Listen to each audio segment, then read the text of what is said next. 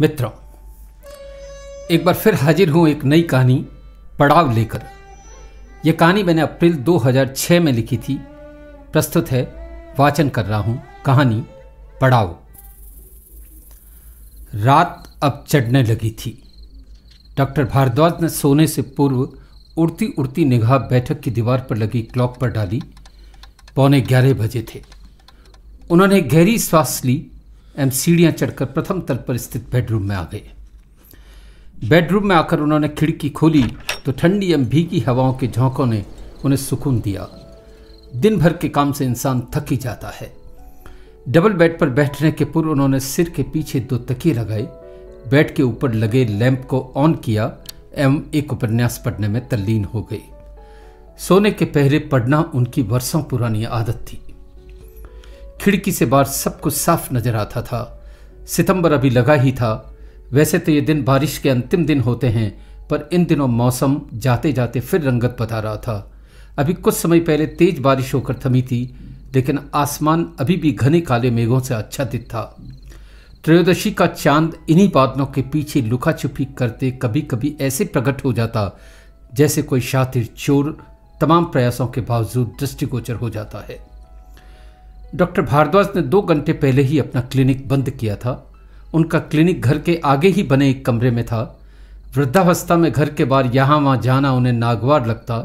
वे शहर के प्रसिद्ध मनोचिकित्सक थे, पर कॉलोनी में पागलों के डॉक्टर के नाम से विख्यात थे।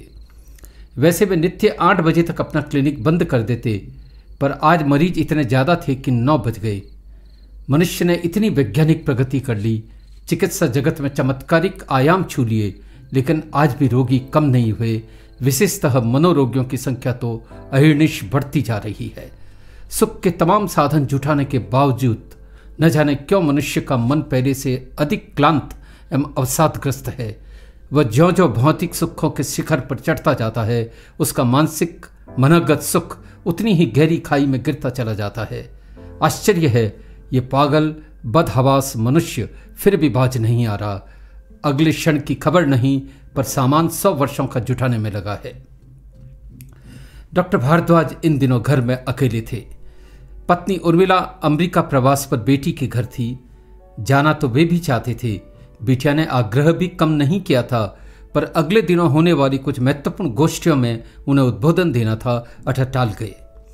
मियाँ बीबी दोनों इस घर में अकेले रहते थे। दिन भर घर एवं क्लिनिक में काम बटाने हेतु नौकर एवं नर्सेज भी आते, लेकिन रात होते वे भी अपने अपने घर निकल जाते। भारद्वाज दंपति को नौकरों का घर में रुकना कभी पसंद नहीं आया। मनुष्य के एकाकी क्षण भी तो उतने ही आवश्यक है जितना कार्य। पलंग पर लेटे लेटे उपन्यास पढ़ते हुए डॉक्टर भारद्वाज को तकरीबन आधा घंटा व्यतीत हो चुका था। वे तल्लीनता से उपन्यास पढ़े जा रहे थे कि यकायक उन्हें बेडरूम के दरवाजे पर खटपट महसूस हुई।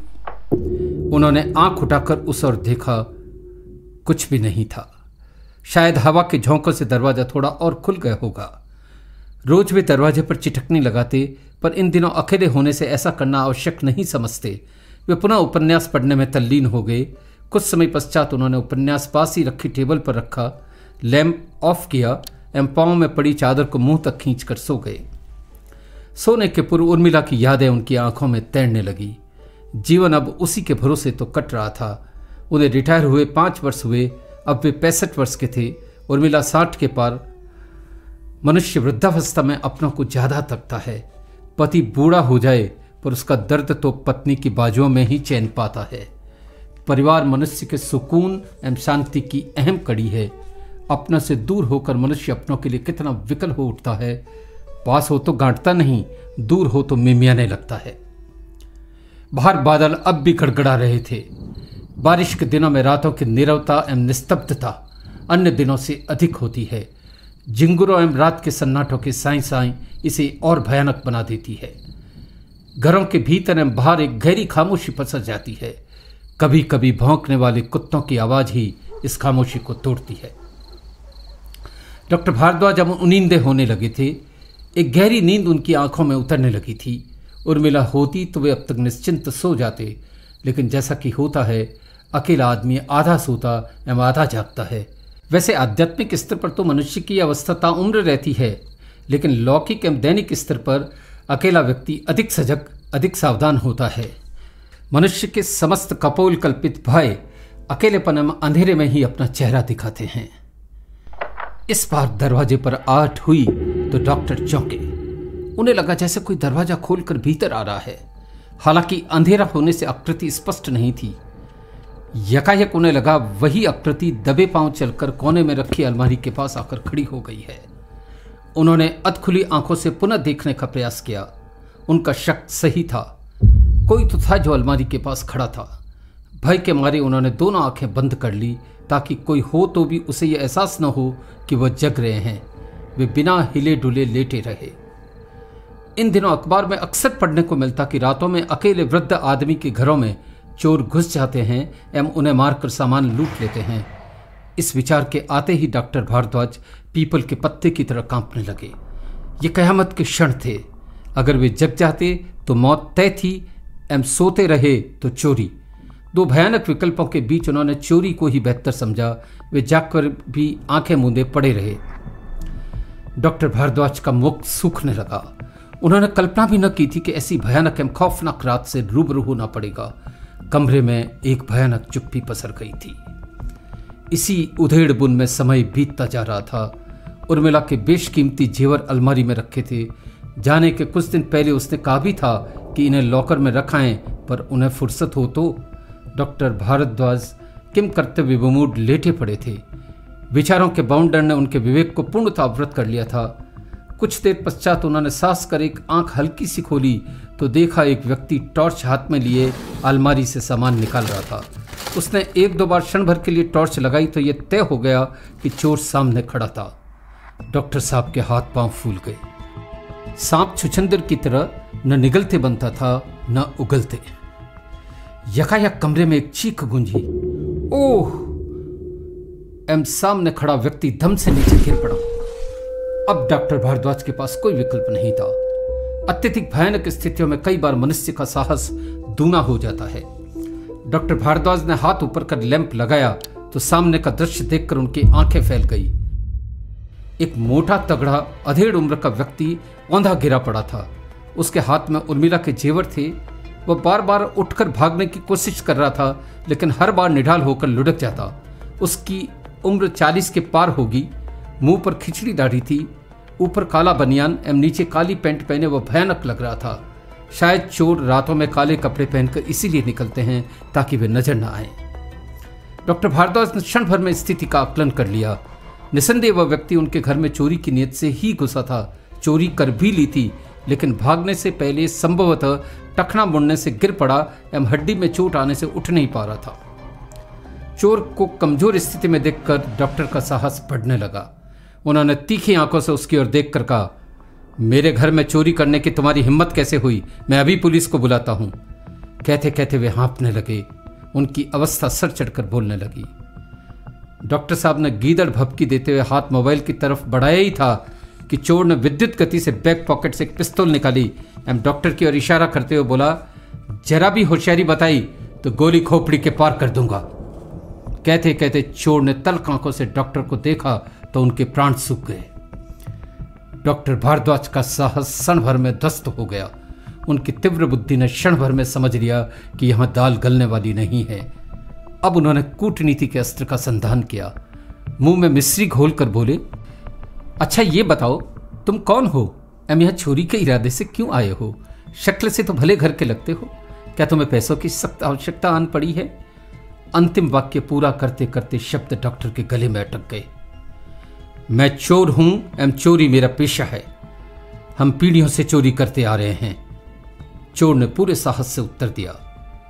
डॉक्टर भारद्वाज उसके साहस को देखते रह गए। उनके माथे पर बल पड़ गए। चेहरे पर परेशानी तैरने लगी। जैसे तैसे दम भरकर बोले, ऐसा क्यों करते हो भाई? तुम तो काफी हट्टे कट्टे हो, मेहनत करके भी कमा सकते हो। अपनी सीख अपने पास रखो डॉक्टर। मेहनत कशी एवं ईमानदारी की सीख बड़े चोरों को दो। उन पर तो तुम्हारा बस चलता नहीं, बस हमें सीख देते हो। आदमी वही बनता है जो हालात उसे बना देते हैं। मनुष्य परिस्थितियों का दास है, भाग्य का खिलौना है। तुम सज्जन इसलिए हो कि तुम्हारे परिवार ने तुम्हें सज्जनता सिखाई। मैं चोर इसलिए हूं कि मुझे चोरी सिखाई गई। तुम्हें हर चोरी का दंड मिला, मुझे हर चोरी पर पुरस्कार। जब मैंने पहली बार सफलतापूर्वक चोरी की तो मेरे पिता ने जश्न मनाया। उस रात वो मां से कह रहा था, आज तेरा बेटा कमाऊपूत हो गया। कहते कहते चोर का ध्यान पुनः अपने दर्द की ओर गया। दर्द अब असहनीय होने लगा था। चोट गहरी थी, वह कराहने लगा। डॉक्टर भारद्वाज को चोर की बातों में दम लगा। उसके विलक्षण विचार सुनकर वे सत्य में आ गए। हर पापी के भीतर एक पुण्यात्मा होती है। अनुकूल समय एवं वातावरण पुण्यात्मा को प्रकट कर देते हैं, प्रतिकूल समय एवं परिस्थितियां भीतर बैठे पापी को। यह समय का ही खेल था कि वाल्मीकि जीवन के एक छोर पर डाकू थे एवं दूसरे छोर पर संत। सौभाग्य हमारे सद्गुणों एवं दुर्भाग्य हमारे दुर्गुणों को ऐसे प्रकट करता है जैसे सूर्योदय दिन एवं सूर्यास्त रात्रि को। क्षण भर के लिए डॉक्टर भारद्वाज भूल गए कि उनके सामने बैठा व्यक्ति चोर है एवं उन्हीं का घर लूटने के इरादे से आया है। अब उनके भीतर का डॉक्टर उनको पुकारने लगा था। मनुष्यता का दीप जलते ही भय का अंधेरा तिरोहित हो गया। अब सिर्फ आत्मा का आलोक था। उन्होंने साहस बटोर कर कहा, ठीक है, तुम पिस्तौल अपने हाथ में रखो, लेकिन इलाज करने का अधिकार मुझसे नहीं छीन सकते। मैं वचन देता हूं कि पुलिस को फोन नहीं करूंगा। मेरा यह वचन खुदा गवाह है। कहते कहते डॉक्टर की आंखों में एक ऐसा प्रकाश चमक उठा जिसकी आलोक वर्षा में चोर भी नहा गया। क्षण भर में मानो दीप से दीप जल उठा। चोर आश्वस्त हुआ। उसने अपना टखना आगे किया। डॉक्टर भारद्वाज ने उसका टखना हाथ में लेकर देखा। टखने में गहरी मोच थी, इसी कारण वह करा रहा था। तुम्हें तो गहरी चोट आई है, इसका इलाज तो करना ही होगा, अन्यथा तुम उठ भी नहीं सकोगे। अगर तुम मुझ पे विश्वास करो तो मैं नीचे क्लिनिक से इंजेक्शन एवं दवाइयां ले आऊं, गर्म पानी से सेक भी करना होगा, तभी तुम उठ सकोगे। यह कहकर डॉक्टर भारद्वाज जाने लगे तो चोर आशंकित हो उठा। चोर किसी का भरोसा नहीं करते। उसके विचार संशय के मेघों से आच्छन्न हो गए। कहीं इसने नीचे जाकर फोन कर दिया तो? कमजोर आत्मा स्वभाव से ही आशंकित होती है। डॉक्टर रुको, तुम नीचे जा रहे हो, लेकिन याद रखना पुलिस को हरगिज फोन नहीं करोगे। मैं एक ऐसा चोर हूं जो कभी नहीं पकड़ा गया। मुझे पकड़ने वाले की मैं हत्या कर देता हूं। मैं कोई सबूत नहीं छोड़ता। तुम्हारे नीचे जाने पर शायद मैं तुम्हें न मार पाऊं, लेकिन अगर पुलिस आई तो मैं स्वयं को गोली से उड़ा दूंगा। यह मेरा प्रण है। कहते कहते चोर ने डॉक्टर की ओर ऐसे देखा मानो उन्हें समझा रहा हो कि मुझे कच्चा नहीं समझना। उसके सर में कठोर था एवं आंखों में दृढ़ निश्चय की चमक थी। तुम निश्चिंत रहो, यह मोबाइल मैं तुम्हारे पास ही छोड़े जाता हूं। यकीन रखो, मैं फोन नहीं करूंगा। अब मैं एक अलग धर्म से बंध गया हूं। कहते कहते डॉक्टर ने उसके कंधे पर सांत्वना का हाथ रखा। डॉक्टर भारद्वाज नीचे आए एवं क्लिनिक में आकर पानी गर्म किया। पानी एक पात्र में डालकर उन्होंने कॉटन, इंजेक्शन एवं कुछ दवाइयां ली तथा पुनः ऊपर जाने को मुड़े। वे क्षण भर के लिए रुके। एक बात भी उन्हें लगा, क्यों न पुलिस को फोन कर दूं। आखिर चोर को पकड़ाना मेरा कानूनी धर्म है। मैं अपराधी को प्रश्रय क्यों दूं? ऐसा करने से मैं कितने बड़े नुकसान से बच जाऊंगा। वे पास ही रख के फोन की तरफ बढ़े, लेकिन अगले क्षण उनकी आत्मा ने धिक्कारा। क्या तुम ईश्वर की गवाही में किए वचन से मुकर जाओगे? क्या जरा से लोभ के लिए अपने पेशे को छोटा करोगे? ऐसा सोचते ही फोन करने का विचार धरा रह गया। वे तेज गति से चलकर सीढ़ियों तक आए। इधर चोर भी उधेड़बुन में था। चेहरे से चिंता टपकने लगी थी। कहीं डॉक्टर ने धोखा दे दिया तो? आदमी का क्या भरोसा, दुनिया जबान से मुकरने में कितनी देर लगाती है। विचारों का तेज झंझावत उसकी खोपड़ी में नाचने लगा। यह भी हो सकता है इंजेक्शन में बेहोशी की दवा मिला दे, नींद की गोलियां भी दे सकता है। मैं कौन सा पढ़ा लिखा हूं? वह सोच ही रहा था कि डॉक्टर सीढ़ियां चढ़कर ऊपर आ गए। चोर आश्वस्त हुआ। डॉक्टर ने गर्म पानी में कपड़ा भिगोया, उसे निचोड़कर उसके टखने पर रखा तो चोर एक बारगी चीख उठा, लेकिन शनै शनै पानी के सेक से उसे आराम मिलने लगा। उसका टखना हिलने लगा। इसी दरमियान डॉक्टर भारद्वाज ने उसे कुछ टैबलेट्स दी एवं पानी से लेने को कहा। अब वे इंजेक्शन तैयारी करने में लगे थे। पहले से आशंकित चोर सहम गया एवं डॉक्टर की ओर देखकर बोला, तुम धोखा तो नहीं करोगे? हरगिज नहीं। अब तुम चोर नहीं रहे। अब तुम्हारे एवं मेरे बीच एक नया रिश्ता बन गया है, मरीज और डॉक्टर का रिश्ता। इससे भी आगे अब तुम मेरे अतिथि हो। तुम चाहो तो मुझे गोली मार दो, लेकिन मैं मेरे धर्म से नहीं डिगूंगा। कदाचित तुम्हें संदेह हो गया है कि मैं तुम्हें गलत दवाई अथवा बेहोशी का इंजेक्शन दे दूंगा। तुम्हारा शक लाजमी है। इतना कहते कहते उन्होंने अपनी हथेली में रखी 4 गोलियों में से एक गोली पास ही रखे ग्लास से गले के नीचे उतार ली। चोर के देखते ही देखते उन्होंने आधा इंजेक्शन अपने बाजू में घुसेड़ कर खाली कर दिया। अब तो तुम्हें यकीन आ गया होगा कि मेरी नीयत में खोट नहीं है, डॉक्टर मुस्कुराते हुए बोला। चोर विस्मय से ठगा रह गया। उसकी आंखें अब गीली होने लगी थी। पास ही रखे ग्लास से पानी लेकर उसने टैबलेट्स निकली। डॉक्टर भारद्वाज ने उसके बाजू पर बाकी बचा इंजेक्शन लगाया। दवाई के असर करते ही कुछ समय पश्चात चोर उठ खड़ा हुआ। उसकी उपकृत आंखों में डॉक्टर का एहसान समाता न था। वह पास ही पड़ी एक कुर्सी पर बैठ गया। दोनों अब ऐसे बतिया रहे थे जैसे दो मित्र हों। पहले बात डॉक्टर ने छेड़ी, तुम कहाँ रहते हो? हम लोग कभी एक जगह नहीं ठहरते, हर चोरी के बाद जगह बदल लेते हैं। मैं घर पहुंचूंगा तब तक मेरी पत्नी सारा सामान बांधकर बैठी होगी। वैसे हमारे पास होता ही कितना भर है, रोजमर्रा के सामान से अधिक सामान हम नहीं रखते। चोर अब सहज होने लगा था। तुम्हारे परिवार में और कौन कौन है? डॉक्टर भारद्वाज वार्ता को आगे बढ़ाते हुए बोले, मेरा परिवार बहुत बड़ा है, कुल 11 लोग हैं। क्या तुम्हारे इतने बच्चे हैं? नहीं, मेरे 4 बच्चे हैं। मेरी भाई की पत्नी और उसके 4 बच्चे भी मेरे साथ रहते हैं। ऐसा क्यों? तुम्हारा भाई कहाँ रहता है? वह अब नहीं रहा। गत वर्ष मैं और मेरा बड़ा भाई साथ साथ चोरी करने गए। उस रात उसे हल्का बुखार था। दुर्भाग्य से मकान मालिक जाग गया। मैं तो आनन फानन भाग निकला, लेकिन बड़ा भाई पकड़ा गया। लोगों ने उसे पीट पीट कर मार डाला। उस दिन तो हमने कोई चोरी भी नहीं की थी, बस घर में घुसे ही थे। कहते कहते चोर की आंखें भीग गई, उसकी आवाज कांपने लगी। तुम्हारे माँ बाप कहाँ रहते हैं? उन्हें मरे 10 वर्ष होने को आए। चोर की बातें सुनकर कुछ क्षण के लिए डॉक्टर भारद्वाज भी विवल हो गए। अपनी भावनाओं को दबाते हुए बोले, तुम चोरी छोड़ कर नहीं देते? कब तक खुद को धोखा देते रहोगे? समाज में इज्जत से जीना क्या तुम्हें अच्छा नहीं लगता? तुम चाहो तो अपने परिवार को एक नई रोशनी दे सकते हो, एक ऐसी रोशनी जिसमें तुम्हारे बच्चे समाज में सर उठाकर जी सकें। डॉक्टर भारद्वाज उसे समझाते हुए बोले, आप किस समाज की बात करते हैं डॉक्टर बाबू? हमसे अधिक इस समाज को कौन जानता है? समाज के असली भेद हमारे ही सामने उघड़ते हैं। कितनी अजीबोगरीब हैरत अंगेज गणित कहानियां हमारे दिलों में कैद है। समाज का नंगा एवं विभत्स रूप हमसे ज्यादा किसने देखा है? मैं आपको किस किस की कथा सुनाऊं? मेरे अनुभव सुनोगे तो इस इज्जतदार समाज से घृणा हो जाएगी। कहते कहते चोर का चेहरा आक्रोश से लाल हो उठा। ऐसे क्या अनुभव है तुम्हारे पास? मुझे तो लगता है यह मात्र तुम्हारे मन का कलुषित भाव है। डॉक्टर भारद्वाज उसकी ओर देखकर बोले, नहीं डॉक्टर बाबू, ये मेरे मन का कलुषित भाव नहीं, वरन सच्चा अनुभव है। मेरी कहानियां कानों सुनी नहीं, आंखों देखी है। छुपे हुए कैमरों की तरह हम क्या क्या नहीं देखते। समाज में अच्छे इज्जतदार लोग भी तो हैं। जो दिन के उजाले में अच्छे इज्जतदार होने का ढोंग करते हैं, वे रातों के अंधेरे में बेनकाब होते हैं। पकड़ में न आने तक सभी चोर साहूकार हैं। आप नहीं जानते, राष्ट्र के सिरमौर कहे जाने वाले अनेक नेता रातों के अंधेरे में क्या क्या कारगुजारियां करते हैं। अनेक सती स्त्रियों को व्याभिचार करते हुए इन्हीं आंखों ने देखा है। अनेक श्रवण कुमार रातों के अंधेरे में अपने माता पिता पर अमानुषिक जुल्म करते हैं। दिन में समाज सेवा का दंभ भरने वाले कितने ही समाज सेवी रात में अपनी पुत्र वधुओं को दहेज न लाने के लिए प्रताड़ित करते हैं। दिन में जन सेवा का ढोंग करने वाले सरकारी मुलाजिम रातों में ही अपनी रिश्वत का लेखा जोखा करते हैं। आपसे अधिक पागलों से हम रूबरू होते हैं डॉक्टर बाबू। यह वह समाज है जहां अपराधी इंसाफ करते हैं एवं काफिर ईमान की दुहाई देते हैं। यह कहकर तुम क्या सिद्ध करना चाहते हो? क्या चोरी करना सही है? क्या चोरी के लिए कोई दंड नहीं होना चाहिए?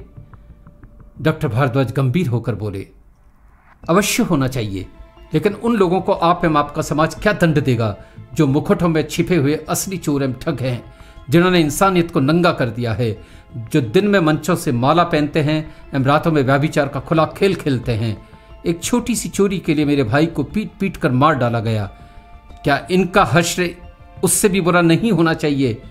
ये लोग तो डाकू एवं लुटेरे होते हुए भी सुख के झूलों पर झूलते हैं। हम परिवार का पेट पालने के लिए चोरी करते हैं, फिर भी दिन रात भय में जीते हैं। कहते कहते चोर फूट फूट कर रो पड़ा।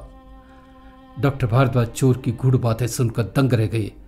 कुछ क्षण चुप रहे, फिर बोले, तुम्हें भ्रम है वो सुख से जीते हैं। वस्तुतः वे सुखी नहीं हैं। उनकी अंतरात्मा उन्हें पल पल कचोटती है। रातों सो नहीं पाते। पाप उनके सर चढ़कर बोलता है। ऐसे अनेक लोगों का मैं इलाज कर चुका हूं। तुम जिन्हें ऊंचे लोग कहते हो, उन्हें देखकर तो मुझे रहम आता है। अब तक आधी रात बीत चुकी थी। काले बादलों को हवा उड़ाकर जाने कहां ले गई थी। आसमान की छाती पर चमकता हुआ चांद ऐसा लग रहा था मानो अभी अभी नहा कर बाहर आया हो। चोर जेवर छोड़कर जाने लगा तो डॉक्टर भारद्वाज मुस्कुरा कर बोले, क्या इन गहनों को लेकर नहीं जाओगे? फिलहाल तो मैंने आपके उपकार के गहने पहन लिए हैं। कहते कहते चोर का गला रुंध आया।